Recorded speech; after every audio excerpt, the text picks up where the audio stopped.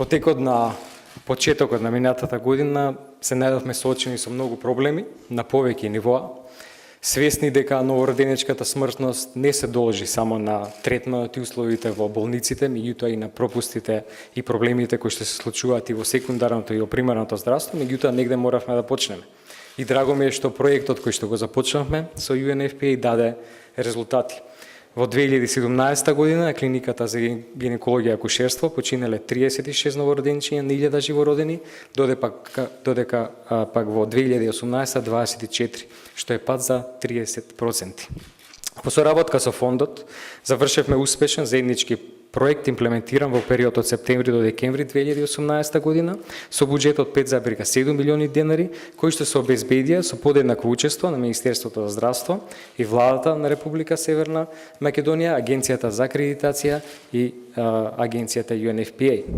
Беа спроведени двонеделни обуки на клиниката за гинекологија и акушерство и клиничката болница во Тетово, гинеколошко акушерско оделение, за ефективна перинатална грижа и брза проценка на родилиштата согласно курикулумите и препораките на Светската здравствена организација. Со овие обуки се воведе стандардизиран пристап во сите родилишта, обучен кадар, медикаменти и опрема. Воедно надградивме вкупно 15 акушерски и неонатолошки протоколи за најчестите состојби во перинаталниот период и во тек е дистрибуција на протоколите во 33 родилишта во нашава земја. Дел од планот за унапредување на женското здравје и активностите кои ги спроведовме, а сакам денес да ги потенцирам, се следните. Отворивме 3 центри за упатување на жртви од сексуално насилство. Понатаму за прв пат обезбедивме бесплатни ортопедски градници за жените кои што се оперирани од рак на дојки и имаат потреба од градник во соработка со Фондот за здравствено осигурување. Почнуваме набавка на 8 мамографи во вредност од 85 милиони денари. Тие ќе се дистрибуираат таму каде што е најпотребно во повеќе медицински центри ширум државата. Со ова ги доближуваме програмите за скрининг и превенција од рак на дојка. Бесплатни прегледи, лабораториски прегледи во тек на бременост, поврзани со бременост, бесплатно породување за бремените жени кои се надвор од систем за задолжително здравствено осигурување и лица без документ за идентификација. Понатаму фолна киселина за секоја бремена жена. Набавка на современи контрацептивни средства, орална контрацепција, спирали, кондоми за жени од социјални ранливи категории и жени со репетитивни абортуси. Воведуваме едно контрацептивно средство на позитивната листа, зашто во тек е промена на Законот за здравствено осигурување. Со новиот предлог закон за прекинување на бременоста, кој е во собраниска процедура, волјата на жената ја ставаме на прво место.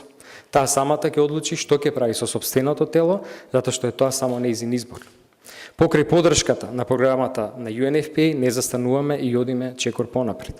Го напредуваме здравјето на секоја жена и веќе креиравме план за зголемување достапност на гинеколози во државата. Тој е еден од клучните мерки како за намалување на мајчината и новороденичката смртност, така и за подигање на пристапот и квалитетот на здравствената заштита. Дозволете само да известам што е во тој план. Минимален пакет за сексуално и репродуктивно здравје, што ќе може да го даваат матичните лекари, специјалисти по семејна медицина.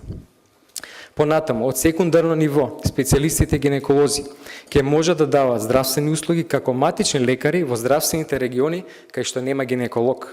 Станува збор за 4 региони: Македонски Брод, Демир Хисар, Крушево и Пробиште, каде офаќаме над 16.000 жени кои во моментот имаат потешкоти во пристапот до гинеколошка заштита.